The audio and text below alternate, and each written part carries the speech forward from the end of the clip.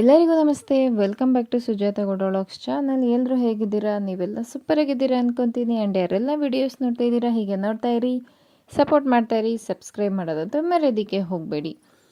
ತುಂಬಾ ವೆರೈಟೀಸ್ಗಳಲ್ಲಿ ಟೊಮೆಟೊ ಬಾತ್ನ ಮಾಡ್ತಾರೆ. ಸೊ ಇವತ್ತು ನಾನು ಮಾಡ್ತಾ ಇರೋವಂಥ ರೆಸಿಪಿನ ನೀವು ಒಮ್ಮೆ ಟ್ರೈ ಮಾಡಿ. ಡಿಫ್ರೆಂಟ್ ಟೇಸ್ಟಾಗಿ ಅಲ್ಟಿಮೇಟಾಗಿ ಇರೋವಂಥ ಒಂದು ಟೊಮೆಟೊ ಬಾತ್ನ ರೆಸಿಪಿನ ನಿಮ್ಮ ಜೊತೆ ಶೇರ್ ಮಾಡ್ತಾಯಿದ್ದೀನಿ.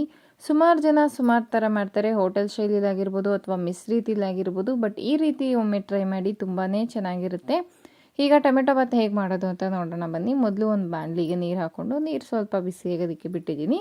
ನೆಕ್ಸ್ಟು ಅದಕ್ಕೆ ಒಂದು ಗೆಡ್ಡೆಯಷ್ಟು ಸಿಪ್ಪೆ ಸಮೇತ ಹಾಕ್ತಾಯಿದ್ದೀನಿ. ಬೆಳ್ಳುಳ್ಳಿನ ಹಾಕ್ಕೊಂಡಿದ್ದೀನಿ. ನೆಕ್ಸ್ಟು ಒಂದು 3 ಟೊಮೆಟೊನ ಈ ಥರ ಕಟ್ ಮಾಡಿ ಹಾಕ್ಕೊಂಡಿದ್ದೀನಿ. ನೆಕ್ಸ್ಟ್ ಇಲ್ಲಿ ಒಂದು 4 ಬ್ಯಾಡಗಿ ಮೆಣಸಿನ್ಕಾಯಿನ ಹಾಕ್ಕೊಂಡು ಟೊಮೆಟೊ ಕಂಪ್ಲೀಟ್ ಸಾಫ್ಟ್ ಆಗೋ ತನಕ ಚೆನ್ನಾಗಿ ಬೇಯಿಸ್ಕೊಬೇಕು, ಅಂದರೆ ಸಿಪ್ಪೆ ಬಿಟ್ಕೊಳ್ಳೋ ತನಕ. ಈಗ ಅದು ಬೇಯೋ ಅಷ್ಟರಲ್ಲಿ ನಾವು ಅದಕ್ಕೆ ಒಗ್ಗರಣೆಗೆಲ್ಲ ಏನೇನು ಬೇಕು ಟೊಮೆಟೊ ಬಾತ್ ಒಗ್ಗರಣೆಗೆ ಕಟ್ ಮಾಡಿ ಇಟ್ಕೊಳ್ಳೋಣ. ಈಗ ನೋಡಿ ಬೆಂದಾಗಿದೆ ಆಲ್ರೆಡಿ. ಸೊ ನೆಕ್ಸ್ಟ್ ಒಂದು ಜಾರ್ನ ಇಟ್ಕೊಂಡು ಜಾರ್ಗೆ ಬೆಂದಿರೋವಂಥ ಟೊಮೆಟೊ, ಬೆಳ್ಳುಳ್ಳಿ ಹಾಗೆ ಬ್ಯಾಡಗಿ ಮೆಣಸಿನ್ಕಾಯಿನ ಹಾಕ್ಕೊಂಡಿದ್ದೀನಿ. ಸ್ವಲ್ಪ ಕೂಲ್ ಆದಮೇಲೆ ರುಬ್ಕೊಳ್ಳಿ, ಯಾಕಂದರೆ ಬಿಸಿ ಇದ್ದಾಗ ರುಬ್ಬೋದಕ್ಕೆ ಹೋದರೆ ಸಿಡಿದು ಬಿಡುತ್ತೆ. ಅದು ಅಲ್ಲದೆ ಜಾರ್ ಕೂಡ ಹಾಳಾಗುತ್ತೆ, ಮಿಕ್ಸಿ ಹಾಳಾಗುತ್ತೆ. ನೆಕ್ಸ್ಟು ನೋಡಿ ಅದಿಷ್ಟು ಹಾಕ್ಕೊಂಡ್ಮೇಲೆ ಒಂದು ಇಡಿಯಷ್ಟು ಹಸಿ ತೆಂಗಿನಕಾಯಿನ ಹಾಕಿದ್ದೀನಿ. ಹಸಿ ತೆಂಗಿನಕಾಯನ್ನೇ ಬಳಸಿ ಸ್ವಲ್ಪ ಕೊತ್ತಂಬರಿ ಸೊಪ್ಪು ಹಾಕಿದ ನಂತರ ಇಲ್ಲಿ ನಾನು 1 ಸ್ಪೂನಷ್ಟು ಶುಂಠಿ ಬೆಳ್ಳುಳ್ಳಿ ಪೇಸ್ಟ್ನ ಹಾಕ್ತಾಯಿದ್ದೀನಿ. ಇದು ಮನೆಯಲ್ಲೇ ಮಾಡಿರೋವಂಥ ಶುಂಠಿ ಬೆಳ್ಳುಳ್ಳಿ ಪೇಸ್ಟು, ನೀವು ಔಟ್ಸೈಡ್ ತಂದು ಕೂಡ ಹಾಕಬಹುದು. ಯಾವುದೇ ಥರ ನೀರು ಹಾಕೋ ಅವಶ್ಯಕತೆ ಇಲ್ಲ, ಟೊಮೆಟೊಲ್ಲೇ ನೀರಿರುತ್ತೆ. ಸೊ ಇದನ್ನು ಈಗ ಇಷ್ಟು ನೈಸಾಗಿ ರುಬ್ಕೊಂಡು ಬಂದರೆ ಸಾಕು.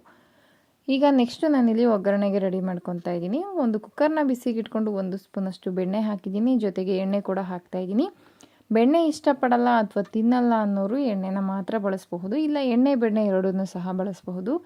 ಎಣ್ಣೆ ಬೆಣ್ಣೆ ಎರಡು ಕಾದ ನಂತರ ಸ್ವಲ್ಪ ಗರಂ ಮಸಾಲ ಐಟಮ್ಸ್ ಏನು ಬರುತ್ತೆ, ಸ್ಪೈಸ್ ಐಟಮ್ಸ್ ಅದೆಲ್ಲ ಹಾಕ್ತಾಯಿದ್ದೀನಿ.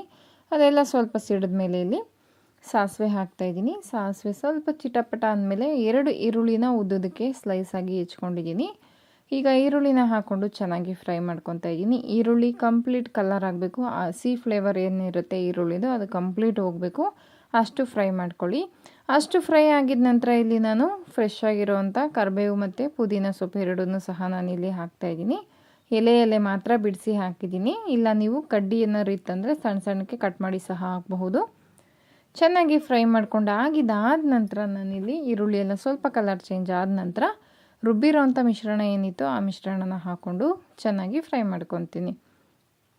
ಈ ಮಿಶ್ರಣ ಹಸಿ ವಾಸನೆ ಕಂಪ್ಲೀಟ್ ಹೋಗೋ ತನಕ ಚೆನ್ನಾಗಿ ಫ್ರೈ ಮಾಡ್ಕೊಳ್ಳಿ. ಎಣ್ಣೆಗೆ ಮಸಾಲೆ ಪೂರ್ತಿಯಾಗಿ ಹೊಂದ್ಕೊಬೇಕು, ಅಷ್ಟು ನೀಟಾಗಿ ಫ್ರೈ ಮಾಡ್ಕೊಬೇಕು. ನೋಡಿ ಈ ರೀತಿ ಚೆನ್ನಾಗಿ ಹೊಂದ್ಕೊಳ್ಳೋಗೆ ಫ್ರೈ ಮಾಡ್ಕೊಳ್ಳಿ. ಫ್ರೈ ಮಾಡಿ ಆಗಿದ ನಂತರ ನಾನಿಲ್ಲಿ ರುಚಿಗೆ ತಕ್ಕಷ್ಟು ಉಪ್ಪನ್ನು ಹಾಕ್ತಾಯಿದ್ದೀನಿ. ಯಾವಾಗಲೂ ಅಷ್ಟೇ ಉಪ್ಪನ್ನು ನೋಡ್ಕೊಂಡು ಹಾಕ್ಕೊಳ್ಳಿ. ಒಂದೊಂದು ಟೈಮಲ್ಲಿ ಯಾವುದೋ ಒಂದು ಇದರಲ್ಲಿ ಹಾಕ್ತೀವಿ, ಒಂದೊಂದು ಟೈಮಲ್ಲಿ ಜಾಸ್ತಿ ಆಗಿರುತ್ತೆ, ಇಲ್ಲ ಒಂದೊಂದು ಟೈಮಲ್ಲಿ ಕಮ್ಮಿ ಆಗಿರುತ್ತೆ. ಸೊ ಉಪ್ಪನ್ನು ನೋಡ್ಕೊಂಡು ಹಾಕ್ಕೊಳ್ಳಿ. ಉಪ್ಪು ಹಾಕ್ಕೊಂಡು ಸ್ವಲ್ಪ ಚೆನ್ನಾಗಿ ಫ್ರೈ ಮಾಡ್ಕೊಳ್ಳಿ. ಚೆನ್ನಾಗಿ ಫ್ರೈ ಆಗೋದಕ್ಕೆ ಬಿಡಿ, ಸ್ವಲ್ಪ ಎಣ್ಣೆ ಬಿಟ್ಕೊಳ್ಳೋ ತನಕ ಫ್ರೈ ಆಗೋದಕ್ಕೆ ಬಿಡಿ. ಅದಾದ ನಂತರ ಇಲ್ಲಿ ಒಂದು ಅರ್ಧ ಸ್ಪೂನಷ್ಟು ಧನಿಯಾ ಪುಡಿ, ಅರ್ಧ ಸ್ಪೂನಷ್ಟು ಗರಂ ಮಸಾಲ, ಹಾಗೆ ಖಾರಕ್ಕೆ ತಕ್ಕಂತೆ ಅಚ್ಚ ಖಾರದ ಪುಡಿ, ಅಂದರೆ ಒಂದು ಅರ್ಧ ಸ್ಪೂನ್ ಹಾಕಿದ್ದೀನಿ ಖಾರಕ್ಕೆ ನಾನು ಅಂತ ಹೇಳಿ. ಇಷ್ಟನ್ನು ಹಾಕ್ಕೊಂಡು ಚೆನ್ನಾಗಿ ಮತ್ತೊಮ್ಮೆ ಫ್ರೈ ಮಾಡ್ಕೊಳ್ಳೋಣ. ಆ ಮಸಾಲೆಗಳ ವಾಸನೆ ಏನಿದೆ, ಪೌಡರ್ ಅಂದರೆ ಪುಡಿಗಳು ಏನೇನು ಹಾಕಿದ್ವಿ ಈಗ, ಆ ಪುಡಿಗಳು ಹಸಿ ವಾಸನೆಯಲ್ಲಿ ಏನಿದೆ ಅದು ಕಂಪ್ಲೀಟ್ ಹೋಗಬೇಕು, ಅಷ್ಟು ಚೆನ್ನಾಗಿ ಫ್ರೈ ಮಾಡ್ಕೊಳ್ಳಿ. ಕಂಪ್ಲೀಟ್ ಫ್ರೈ ಆದಮೇಲೆ ಸ್ವಲ್ಪ ಎಣ್ಣೆ ಬಿಟ್ಕೊಳ್ಳೋಕ್ಕೆ ಶುರು ಆಗುತ್ತೆ, ಅಲ್ಲಿ ತನಕ ಚೆನ್ನಾಗಿ ಫ್ರೈ ಮಾಡ್ಕೊಳ್ಳಿ. ನೋಡಿ ಈಗ ಕಂಪ್ಲೀಟ್ ಫ್ರೈ ಮಾಡಿ ಎಣ್ಣೆ ಎಲ್ಲ ಬಿಟ್ಕೊಂಡಾದ ನಂತರ ಈ ರೀತಿ ಬರುತ್ತೆ ನಿಮಗೆ. ಈ ರೀತಿ ಗೊಜ್ಜಾಗಿದ್ದ ನಂತರ ನೀವು ಇಲ್ಲಿ ನೀರನ್ನು ಸೇರಿಸ್ಕೊಳ್ಳಿ. ಈಗ ನಾನು 1.5 ಲೋಟ ಅಕ್ಕಿ ತೊಗೊಂಡಿದ್ದೀನಿ, ಅದಕ್ಕೆ 3 ಲೋಟದಷ್ಟು ನೀರನ್ನು ಹಾಕ್ತಾಯಿದ್ದೀನಿ. ಜಾರಿಗೆ ನೀರು ಹಾಕ್ಕೊಂಡು ಮಸಾಲೆ ಎಲ್ಲ ಮಿಕ್ಸ್ ಮಾಡ್ಕೊಂಡು ನೀರನ್ನೆಲ್ಲ ಹಾಕ್ತಾಯಿದ್ದೀನಿ. ನೀರೆಲ್ಲ ಹಾಕ್ಕೊಂಡು ಒಂದು ಸಾರಿ ಚೆನ್ನಾಗಿ ಮಿಕ್ಸ್ ಮಾಡಿಕೊಂಡ್ರೆ ಆಯಿತು. ಈಗ ನೋಡಿ ಚೆನ್ನಾಗಿ ಒಂದು ಸಲ ಮಿಕ್ಸ್ ಮಾಡಿಕೊಂಡು ಇದನ್ನು ಕುದಿ ಬರಿಸಿ ಅಕ್ಕಿ ಹಾಕಬೇಕು ಅಂತ ಏನಿಲ್ಲ, ಹಾಗೆ ಅಕ್ಕಿ ಹಾಕ್ಬೋದು. ನೀರು ಹಾಕ್ಕೊಂಡು ಸ್ವಲ್ಪ ಮಿಕ್ಸ್ ಮಾಡ್ಕೊಂಡು ಆದಮೇಲೆ ತೊಳೆದಿರೋಂಥ ಅಕ್ಕಿನ ಹಾಕ್ಕೊತಾ ಇದ್ದೀನಿ. ತೊಳೆದಿರೋ ಅಕ್ಕಿನ ಹಾಕ್ಕೊಂಡು ಚೆನ್ನಾಗಿ ಒಂದ್ಸಲಿ ಮತ್ತೆ ಮಿಕ್ಸ್ ಮಾಡಿಕೊಂಡು ನಾನಿಲ್ಲಿ ನೆಕ್ಸ್ಟು ಇಲ್ಲಿ ಸ್ವಲ್ಪ ಕೊತ್ತಂಬರಿ ಸೊಪ್ಪನ್ನ ಸಹ ಮೇಲೆ ಹಾಕ್ಕೊತಾ ಇದ್ದೀನಿ. ಕೊತ್ತಂಬರಿ ಸೊಪ್ಪನ್ನ ಹಾಕ್ಕೊಂಡು ಮತ್ತೆ ಒಂದು ಸಾರಿ ಮಿಕ್ಸ್ ಮಾಡಿಕೊಂಡು ಕುಕ್ಕರ್ ಕ್ಯಾಪ್ನ ಕ್ಲೋಸ್ ಮಾಡಿ 2 ವಿಜಿಲ್ ಬರೆಸ್ಕೊಂಡ್ರೆ ಟೊಮೆಟೊ ಬಾತ್ ಸೂಪರ್ ಡೂಪರ್ ಆಗಿರೋವಂಥ ಟೊಮೆಟೊ ಬಾತ್ ರೆಡಿಯಾಗುತ್ತೆ.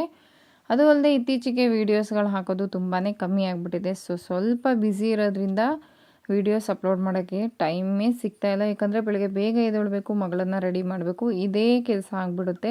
ಬಟ್ ನಾವು ವಿಡಿಯೋ ಮಾಡಿಕೊಂಡು ತಿಂಡಿ ರೆಡಿ ಮಾಡ್ತೀವಿ ಅಂದರೆ ಬೇಗ ಟೈಮ್ ಆಗಿಬಿಡುತ್ತೆ. ಸೊ ಹಾಗಾಗಿ ನಾನು ವಿಡಿಯೋ ಶೂಟ್ ಮಾಡೋದಕ್ಕೂ ಆಗ್ತಾಯಿಲ್ಲ, ಅಪ್ಲೋಡ್ ಮಾಡೋದಕ್ಕೂ ಆಗ್ತಾಯಿಲ್ಲ.